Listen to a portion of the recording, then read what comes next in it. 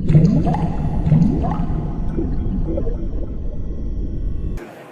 I'm Duncan, and we're here at the launch of the HTC Hero event in London.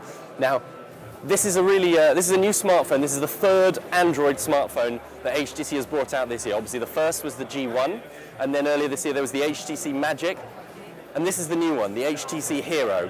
Now, this has pretty much the same guts, the same specs as all of the original, all of the previous HTC Android phones. But what they've done is they've slapped a different interface on it.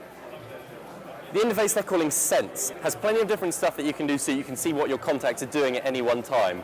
If you go to the contacts page itself on the phone, then you can pick a contact and sort of see what they're up to on different social networking sites. So for example, you could see on Facebook what your friends have been doing recently and their updates. You can see their Twitter updates, you can see their Flickr photos, you can see everything that they've recently been up to. And that updates dynamically all the time. Also on the phone, it's geolocation enabled. It's obviously got the AGPS that most smartphones do these days.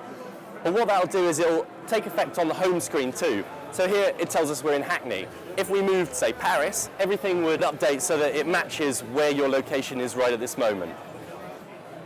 The phone also has an enormous amount of personalization that you're able to do on it. For example, there are over 10 clocks that you can pick from. If you go to the widgets menu, then on the home screen you can select from.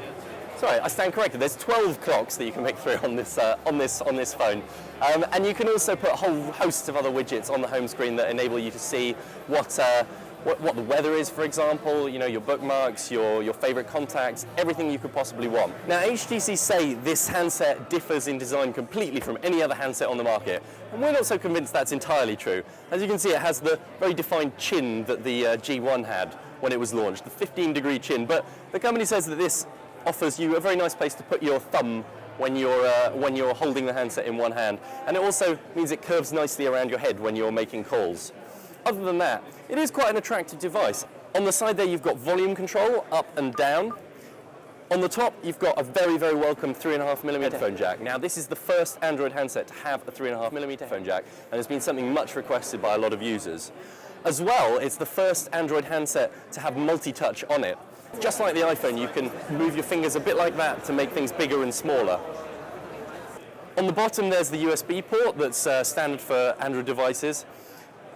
And the remaining side is absolutely clear of any buttons. So you've just got 4 buttons here, a couple down there, including a very nice search button here. And what that does is it gives you context search for any application on the device. If you're in Twitter, it'll do a Twitter search. If you're on the home screen, it'll let you search through Google. If you're in File Manager, it'll let you search the phone itself.